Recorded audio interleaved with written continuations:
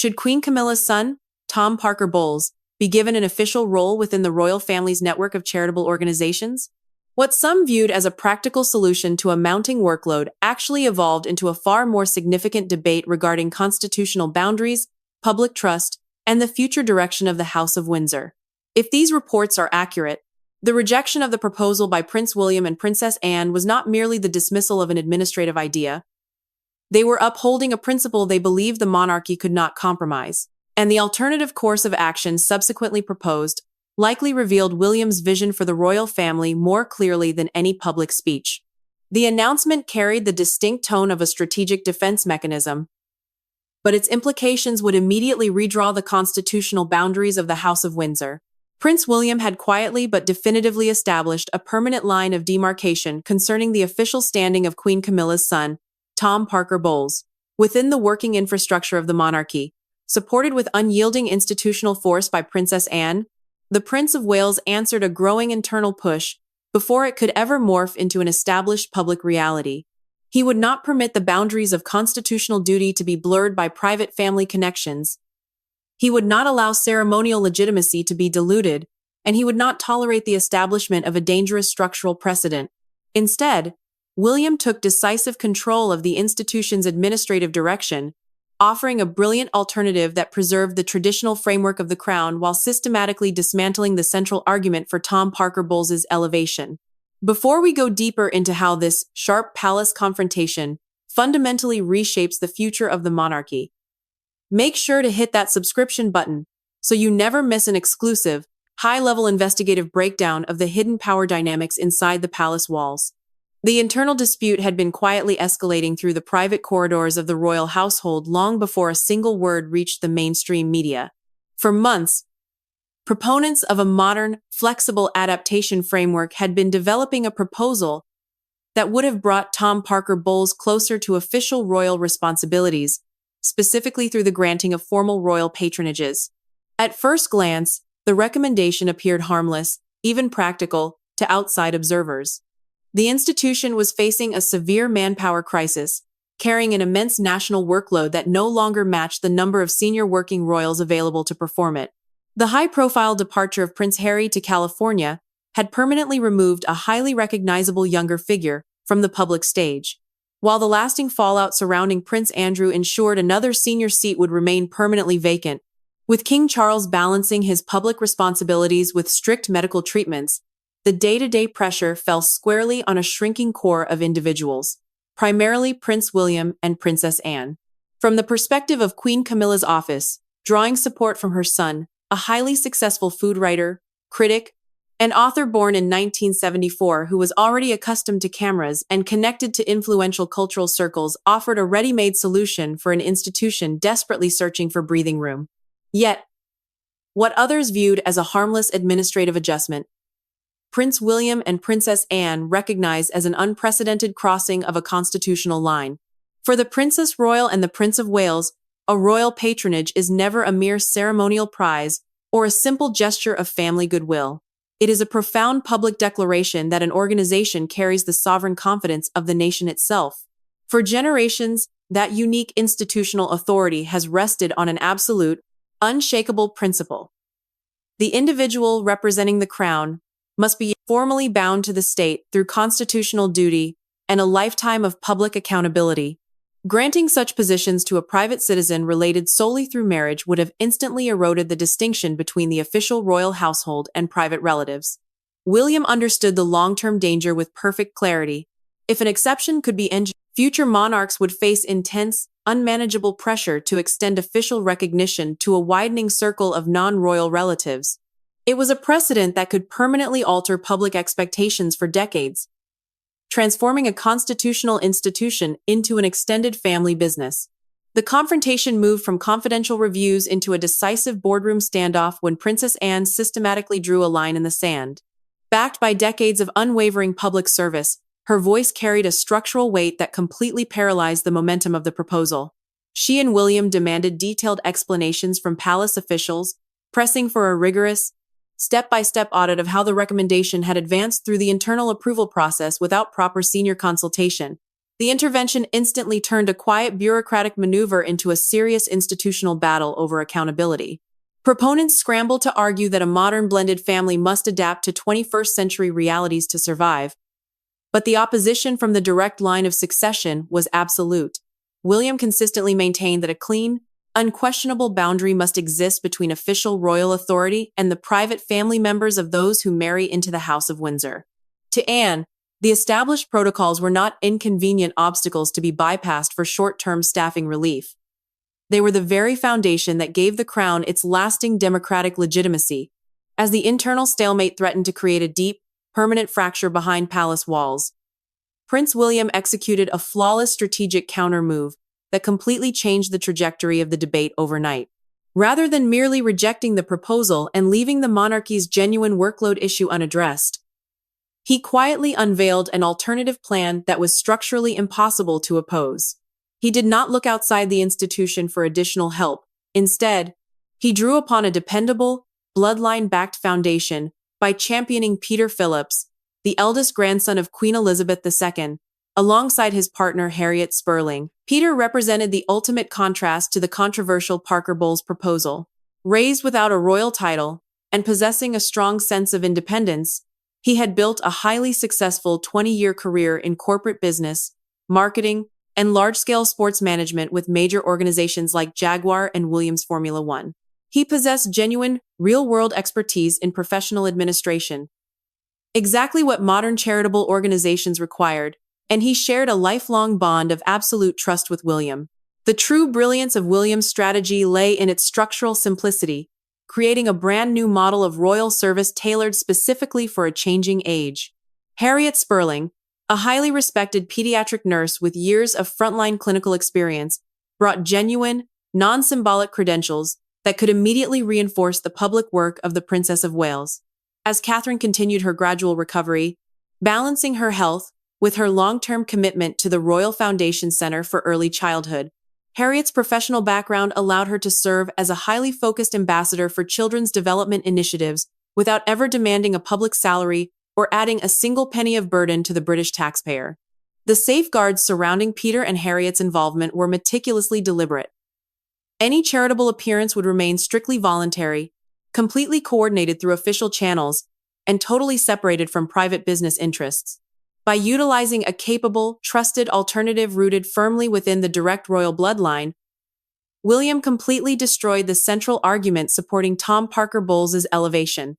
If the palace dilemma was truly about securing competent support for charities rather than expanding personal influence, the answer was already standing within the family. The unified stance taken by William and Princess Anne proved so devastatingly complete that the campaign to elevate the Queen Consort's son simply dissolved. The recommendation was quietly withdrawn, the discussion was permanently closed, and the traditional boundaries of the monarchy remained completely intact. King Charles was reportedly relieved by the outcome, recognizing that this bloodline-backed solution allowed the complex relationships of his modern blended family to hold naturally without forcing a direct, public confrontation between his wife and his heir. The institutional lesson of this quiet victory is impossible to ignore. Prince William's calm, measured authority proved that the strength of the modern crown does not depend on personal preferences, family connections, or clever media manipulation, but on an unwavering, transparent commitment to accountability and public trust.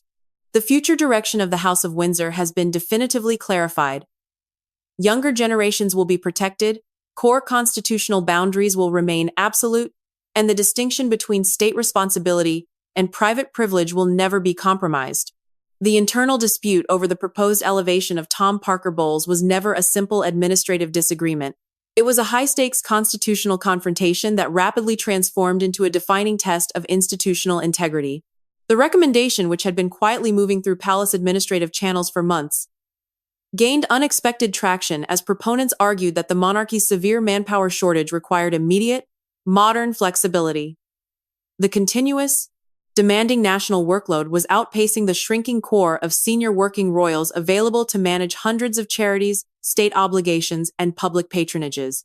With major public figures permanently removed from the official roster and King Charles III balancing state duties with crucial medical recovery, the pressure inside the institution was mounting. From the perspective of Queen Camilla's office, bringing her accomplished son forward to assume official patronages seemed like a highly practical, ready-made solution to give the monarchy breathing room. He was already highly comfortable in front of cameras, deeply connected to influential cultural circles, and thoroughly experienced in public-facing charitable work. Yet, for Prince William and Princess Anne, the proposal crossed an absolute boundary that could never be renegotiated for the sake of administrative convenience. They recognize that a royal patronage carries far greater weight than an honorary title or a minor gesture of family goodwill. It serves as a profound, sovereign statement that an organization has earned the formal confidence of the state itself. For centuries, that precise institutional authority has rested on an unshakable constitutional foundation. The representative of the crown must be an official member of the royal household, bound completely by lifelong public accountability and constitutional duty. Granting these highly protected roles to a private citizen related solely through marriage would instantly blur the vital distinction between state responsibility and personal family connections. William understood the long-term danger with perfect clarity. If an exception could be engineered for Tom Parker Bowles today, future monarchs would face intense, unyielding pressure to extend official recognition to an ever-widening circle of extended relatives.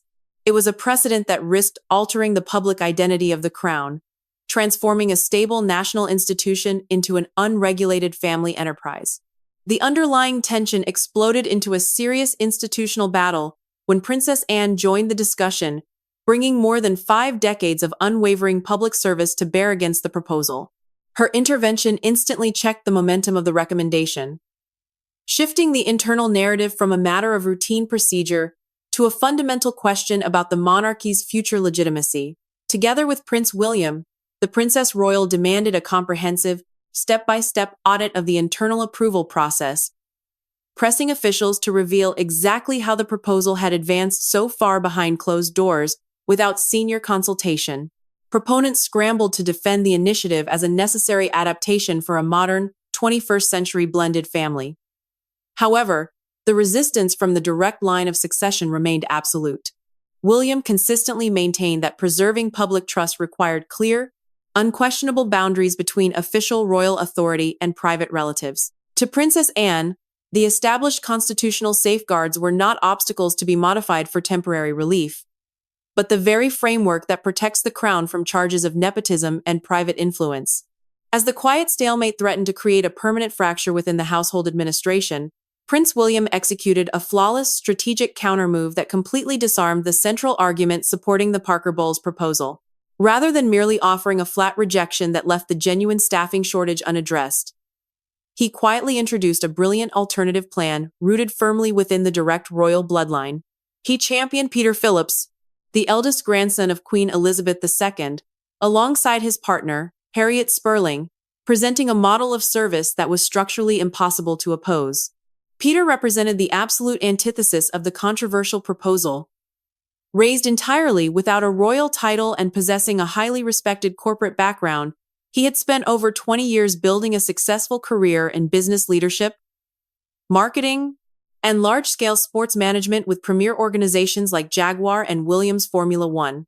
He possessed genuine, real-world administrative expertise, exactly what modern charities required, and he shared a lifelong bond of absolute trust with the Prince of Wales.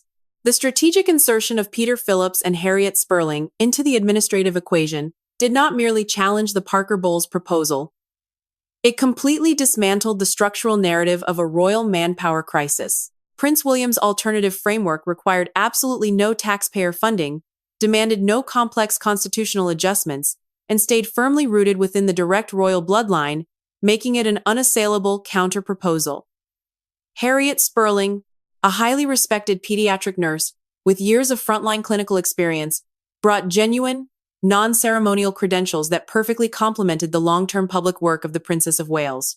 As Catherine continued her gradual recovery, balancing her health with the demands of her Royal Foundation Center for Early Childhood, Harriet's willingness to lend her professional expertise as a highly focused ambassador ensured that critical national conversations around child development did not lose momentum. This brilliant model of voluntary service introduced a highly efficient paradigm for a changing age. Instead of creating new titles or expanding the official roster of salaried working royals, William and Princess Anne championed a lean, professionalized approach to public service. Under this strictly regulated arrangement, any charitable appearances or public engagements by Peter and Harriet would remain closely coordinated and approved through official palace channels. A clear, legally airtight line separated their independent professional careers from their associated royal work, ensuring that public service could never be confused with, or exploited for, private business interests. By focusing entirely on competence, credibility, and service over status, William demonstrated that the monarchy could easily find its answers from within its existing bloodline infrastructure without stretching the boundaries of succession or eroding public trust. For those who had quietly engineered the campaign to grant Tom Parker Bowles a formal, visible foothold within royal circles, this development created an impossible political reality.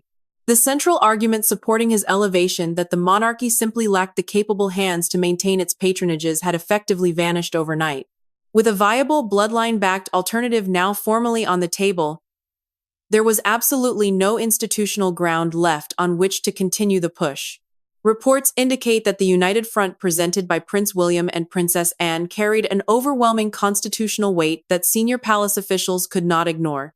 Pushing the original proposal forward anyway would risk triggering much wider, highly volatile questions about nepotism and institutional accountability, a line few within royal circles were eager to cross.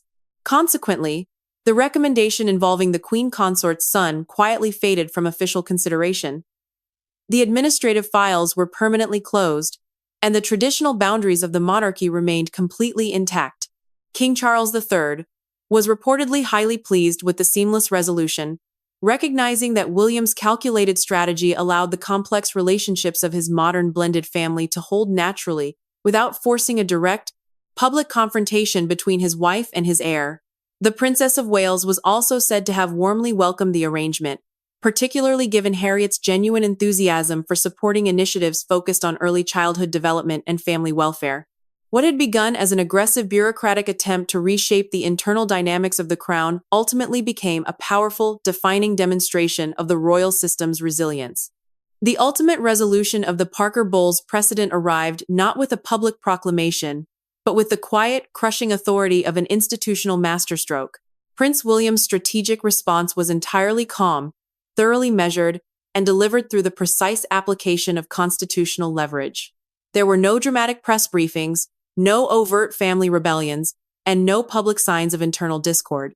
Yet behind the heavy palace doors, the joint stance maintained by the Prince of Wales and the Princess Royal carried an unyielding weight that effectively permanently reshaped the parameters of royal service in the 21st century.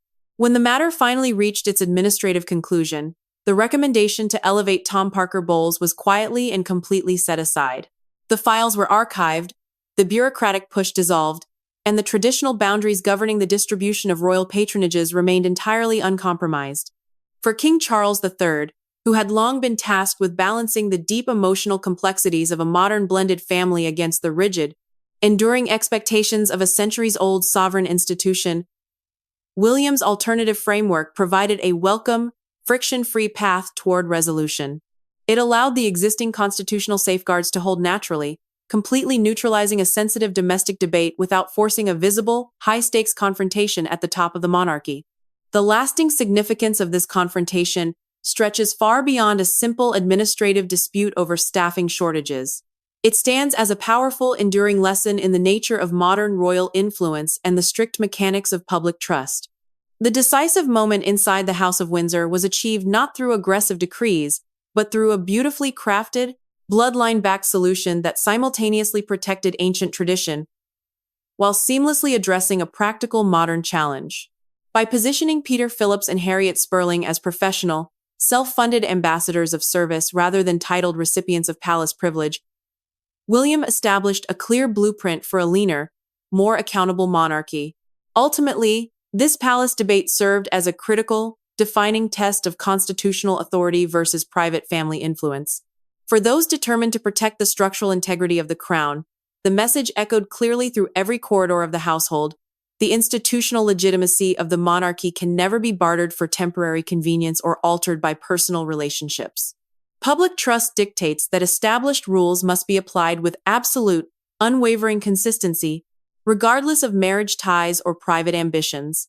As the monarchy navigates an era of unprecedented transition, the enforcement of this boundary guarantees that the crown remains a stable national symbol, anchored firmly by duty rather than personal preference. The structural clarity achieved by this quiet administrative victory established an unshakable precedent for the future of the House of Windsor, signaling a profound shift in how the institution manages the intersection of private relationships and public duty. In the weeks that followed the archiving of the Parker Bowles proposal, the palace machinery seamlessly adjusted around the boundaries enforced by Prince William and Princess Anne. Official household circulars quietly reinforced the directive that all future royal patronages and ceremonial representation must remain strictly tied to the constitutional core of the working monarchy.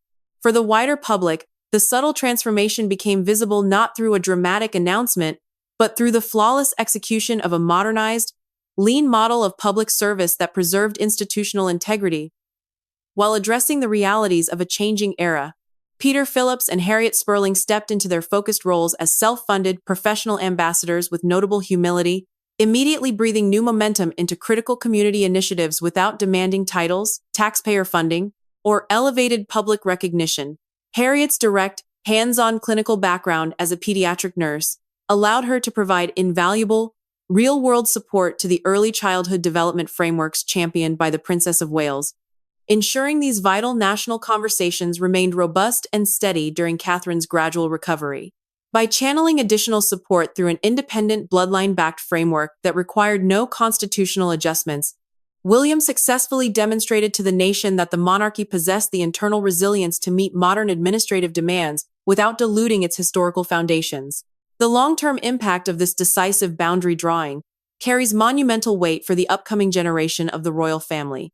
By blocking the erosion of established rules and preventing a dangerous precedent of non-royal family expansion, William securely insulated the future reign from the complications of an unmanageable, unregulated circle of extended relatives.